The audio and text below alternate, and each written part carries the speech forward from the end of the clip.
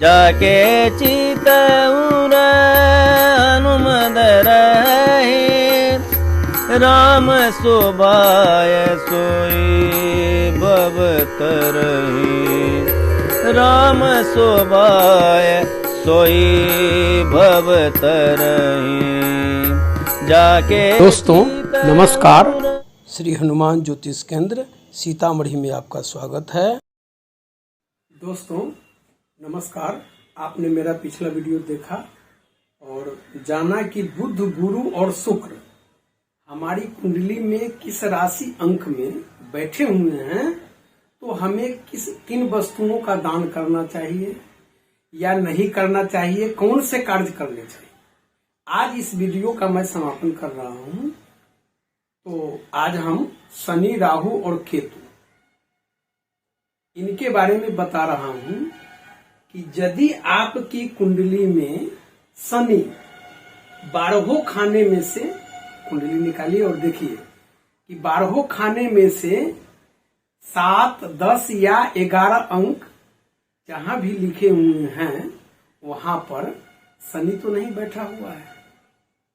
कहने का आशय यह है कि आपकी कुंडली में 7, 10 या 11 अंक जहां लिखा हुआ है, अगर शनि बैठे हुए हैं तो आप काला या भूरा रंग का पदार्थ कभी भी दान मत दीजिएगा। लोहा, लकड़ी, फर्नीचर, तेल की कोई सामग्री, यूं कहें कि बिल्डिंग का कोई सामग्री या उसका कोई वस्तु, मटेरियल, इन सबों का दान नहीं करना है, अन्यथा स्वयं ही इन चीजों के आप मोहताज हो जाएंगे।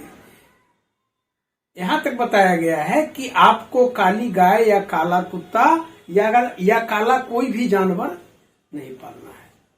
यदि आपकी कुंडली के यहाँ अष्टम भाव इसमें शनि बैठे हुए हैं तो यात्रियों को ठहरने के लिए शेड या धर्मशाला जीवन में कभी नहीं बनवाएं,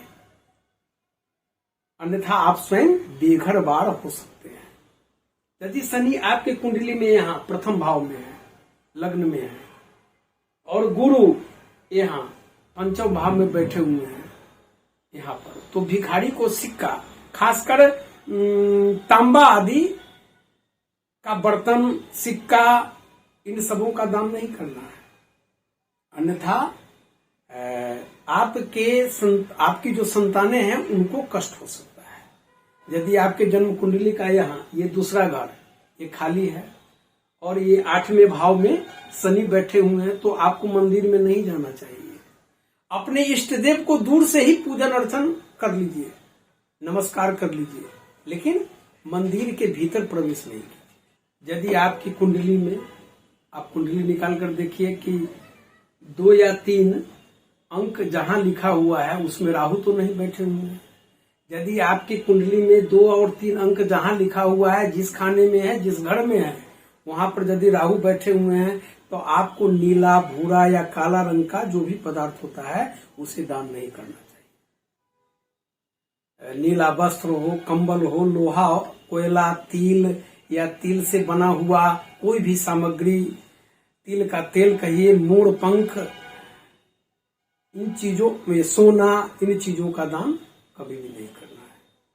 यदि आपकी कुंडली में ये दूसरा भाव, ये दूसरा घर ये खाली हो और यहाँ पर 8वें भाव में राहु हो, तो आपको मंदिर नहीं जाना है। यदि आप मंदिर जाते हैं तो आपके सामने प्रतिदिन, दिन ब दिन एक नई परेशानियां आती रहेंगी। अतः दूर से ही अपने इष्ट देव को नमस्कार कर लें। यदि कुंडली में राहु यहाँ 12वें घर में यहाँ पर हो और शनि यहाँ 10वें घर में हो, राहु 12वें घर में हो और शनि 10वें घर में हो, तो आप हमेशा ही रसोई घर में बैठकर भोजन कीजिए, चूल्हे से सटकर कीजिए।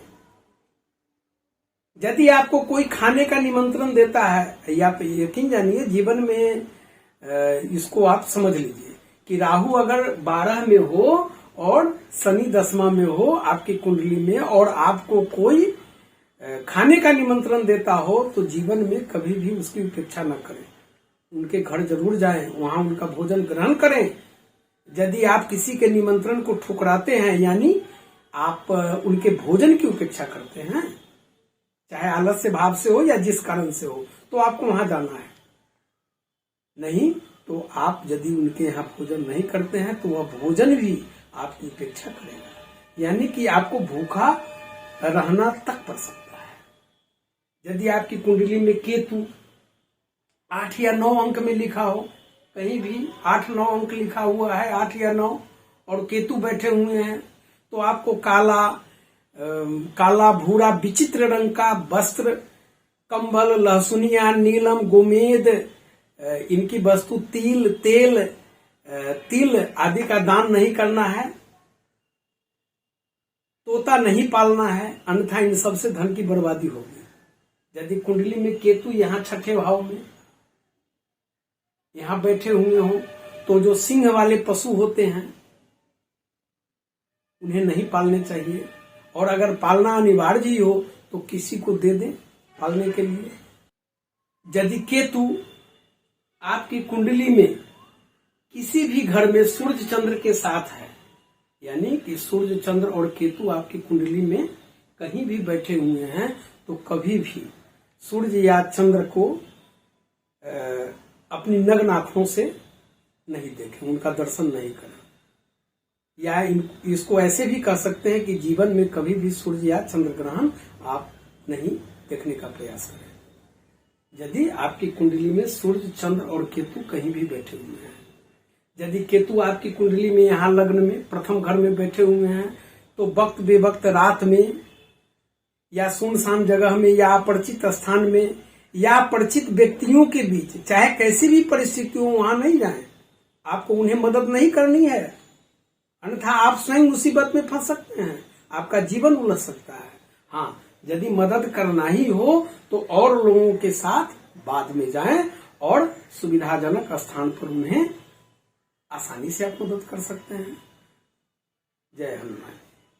धन्यवाद दोस्तों, यदि आपने मेरे इस YouTube चैनल को अगर सब्सक्राइब नहीं किया है तो निश्चित रूप से सब्सक्राइब करें, ताकि घर बैठे आपको ज्योतिष से संबंधित सभी विधाओं के अंतर्गत आपको समस्त जानकारियां प्राप्त होती रही, आपको कहीं जाना नहीं पड़े। बस संस्थान का उद्देश्य भी है।